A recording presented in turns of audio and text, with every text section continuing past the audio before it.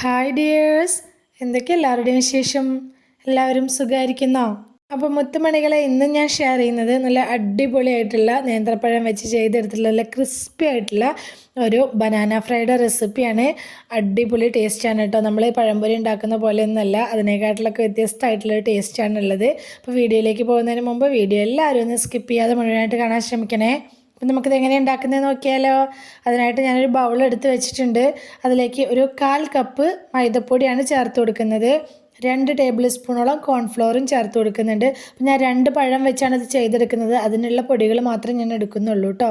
കൂടുതൽ പഴം എടുക്കുന്നുണ്ടെങ്കിൽ കൂടുതലായിട്ട് നിങ്ങൾ പൊടികളും കൂടുതലായിട്ട് എടുക്കണം. അപ്പോൾ ഞാനതൊന്ന് അരിച്ചെടുത്ത് മാറ്റി വെച്ചിട്ടുണ്ട്. ഇനി അതിലേക്ക് ചേർത്ത് കൊടുക്കുന്നത് മധുരത്തിന് ആവശ്യമായിട്ടുള്ള പഞ്ചസാരയാണ്. ഞാനൊരു 3/4 ടീസ്പൂണോളം പഞ്ചസാര ചേർത്ത് കൊടുത്തിട്ടുണ്ട്. 1/4 ടീസ്പൂൺ ഉപ്പ് ചേർത്ത് കൊടുത്തിട്ടുണ്ട്. അതുപോലെ തന്നെ 1/4 ടീസ്പൂൺ മഞ്ഞൾപ്പൊടി കൂടി ചേർത്ത് കൊടുത്തിട്ടുണ്ട്. ഇനി ഇതിലേക്ക് കുറേശ്ശെ വെള്ളം ഒഴിച്ചിട്ട് കട്ടകളൊന്നും ഇല്ലാതെ ഇതൊന്ന് കലക്കിയെടുക്കണം. നമ്മൾ പഴംപൊരിക്കൊക്കെ മാവ് കലക്കിയെടുക്കില്ലേ, അതേപോലെ തന്നെയാണ് കേട്ടോ. വെള്ളം കൂടി പോവാതെ നോക്കണം. കുറേശ്ശെ ഒഴിച്ചു കൊടുത്തിട്ട് കട്ടകളൊന്നും ഒട്ടും ഇല്ലാത്ത രീതിയിൽ ഇത് നല്ലപോലെ ഒന്ന് കലക്കിയെടുക്കണം. ഞാനിതപ്പോൾ ഇതൊന്ന് കലക്കി എടുത്തിട്ടുണ്ട്. ഇനി ഇതൊരു സൈഡിലേക്ക് മാറ്റി വയ്ക്കുക.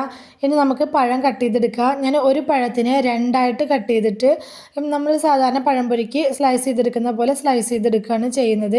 നിങ്ങൾക്ക് വേണമെന്നുണ്ടെങ്കിൽ ഈ പഴത്തിനെ ഇതുപോലത്തെ ഈ ഒരു പീസിനെ 4ആയിട്ട് കട്ട് ചെയ്യാം കേട്ടോ. അതായത് ഫ്രഞ്ച് ഫ്രൈസിനൊക്കെ നമ്മൾ കട്ട് ചെയ്തെടുക്കില്ലേ, ഉരുളക്കിഴങ്ങ്, ആ ഒരു ആകൃതിയിൽ വേണമെങ്കിൽ നിങ്ങൾക്കിത് കട്ട് ചെയ്തെടുക്കാം കേട്ടോ. ഞാനിപ്പോൾ ഈ ഒരു ഷേപ്പിൽ തന്നെയാണ് കട്ട് ചെയ്തെടുത്തിട്ടുള്ളത്.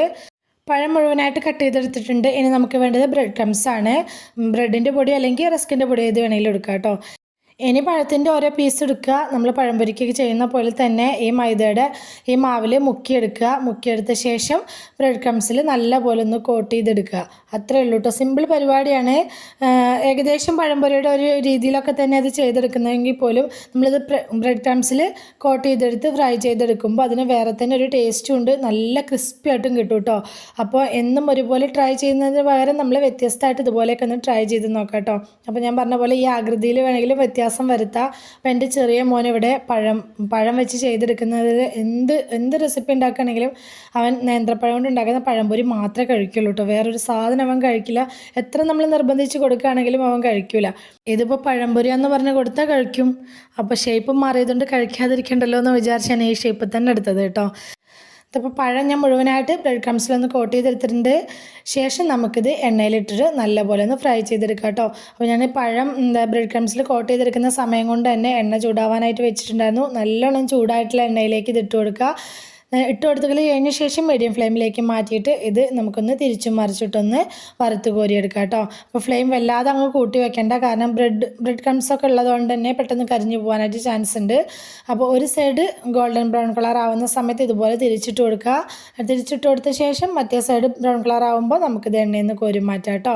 അപ്പോൾ ആദ്യം നമ്മൾ ഇട്ട് കൊടുത്തത് ആയിട്ടുണ്ട്, അത് ഞാൻ എണ്ണയിൽ നിന്ന് കോരി മാറ്റുന്നുണ്ട്. ബാക്കിയുള്ളതും ഇതുപോലെ തന്നെ ഫ്രൈ ചെയ്തെടുക്കാം കേട്ടോ. അപ്പോൾ നേന്ത്രപ്പഴമൊക്കെ കിട്ടുന്ന സമയത്ത് നമ്മൾ പഴംപൊരി തന്നെ ഉണ്ടാക്കി നോക്കാതെ ഈ രീതിയിലൊന്ന് ട്രൈ ചെയ്ത് നോക്കിയിട്ട് നമ്മളിത് ബ്രെഡ് ക്രംസിലൊക്കെ കോട്ട് ചെയ്ത് ഉണ്ടാക്കുന്നതിനെ കൊണ്ട് തന്നെ നല്ല ക്രിസ്പി ആയിട്ടാണ് ഈ സ്നാക്ക് ഉണ്ടായിരിക്കുക. നല്ല ടേസ്റ്റും ഉണ്ട് കേട്ടോ കഴിക്കാനായിട്ട്. അപ്പോൾ ഞാനിപ്പോൾ 2 പഴം കൊണ്ട് മാത്രമാണ് ചെയ്തെടുത്തിട്ടുണ്ടായിരുന്നത്. അപ്പോൾ ബാക്കി ഉണ്ടായിരുന്ന ഒരു 2 പഴം ഇവിടെ ഇരിപ്പുണ്ടായിരുന്നു, അത് വെച്ചാണ് ഞാൻ ചെയ്തെടുത്തിട്ടുണ്ടായിരുന്നത്. സത്യം പറഞ്ഞാൽ ഇവിടെ തികഞ്ഞില്ല കേട്ടോ. 2 പഴം കൊണ്ട് ഉണ്ടാക്കിയിട്ട് നല്ല ടേസ്റ്റ് ഉണ്ടായിരുന്നു. അപ്പോൾ നിങ്ങൾ എന്തായാലും ഈ രീതിയിലൊന്ന് ട്രൈ ചെയ്ത് നോക്ക്. നിങ്ങളൊരു തവണ ഉണ്ടാക്കിയിട്ടുണ്ടെങ്കിൽ വീണ്ടും എന്തായാലും നിങ്ങളിത് ഒന്നിലധികം തവണ ഉണ്ടാക്കും. ഷുവറാണ്, ഞാൻ ഉറപ്പ് പറയുകയാണ്, നിങ്ങൾക്ക് ഇഷ്ടമാവും. സബ്സ്ക്രൈബ് ചെയ്യാതെ കാണുന്ന നമ്മുടെ പുതിയ കൂട്ടുകാർ ആരെങ്കിലും വീഡിയോ കാണുന്നുണ്ടെങ്കിൽ പ്ലീസ് ഒന്ന് സബ്സ്ക്രൈബ് ചെയ്ത് സപ്പോർട്ട് ചെയ്യണം കേട്ടോ. കൂടെയുള്ള ബെൽ ബട്ടണൊക്കെ ഒന്ന് ക്ലിക്ക് ചെയ്ത് വെക്കുകയാണെങ്കിൽ ഞാൻ ഇടുന്ന പുതിയ വീഡിയോസിൻ്റെയൊക്കെ നോട്ടിഫിക്കേഷൻ നിങ്ങൾക്ക് കിട്ടുന്നതായിരിക്കും. അതുപോലെ തന്നെ പുതുതായിട്ട് കാണുന്ന കൂട്ടുകാരോടാണ്, നമ്മുടെ ചാനലിൽ ഒരുപാട് നല്ല നല്ല സ്നാക്കിൻ്റെയും ബ്രേക്ക്ഫാസ്റ്റിൻ്റെയും ഒക്കെ റെസിപ്പീസ് ഞാൻ പോസ്റ്റ് ചെയ്തിട്ടുണ്ട്. അപ്പോൾ താല്പര്യമുള്ളവർ അതുകൂടി കയറി നോക്കി സപ്പോർട്ട് ചെയ്യണം കേട്ടോ. അപ്പോൾ വീഡിയോ ഇഷ്ടമായിട്ടുണ്ടെങ്കിൽ മറക്കാതെ ലൈക്ക് ചെയ്യണേ. നിങ്ങളുടെ അഭിപ്രായങ്ങളൊക്കെ കമൻറ്റായിട്ട് പറയണം. ഹൈപ്പ് ചെയ്യാനും കൂടെ മറക്കല്ലേ കേട്ടോ. റെസിപ്പി ഇഷ്ടമായിട്ടുണ്ടെങ്കിൽ അത് നിങ്ങളുടെ ഫ്രണ്ട്സിനോ ഫാമിലിക്കോ ഒക്കെ ഒന്ന് ഷെയർ ചെയ്ത് കൊടുക്കുക കൂടി വേണേ. ഇതുവരെ കൂടെ നിന്ന് സപ്പോർട്ട് ചെയ്തിട്ടുള്ള എൻ്റെ എല്ലാ മുത്തുമണികൾക്കും ഒരുപാട് നന്ദി. എന്നാൽ ശരി, സിമ്പിൾ ആൻഡ് ടേസ്റ്റി റെസിപ്പിയുമായി ഞാൻ വീണ്ടും വരാം. ബൈ.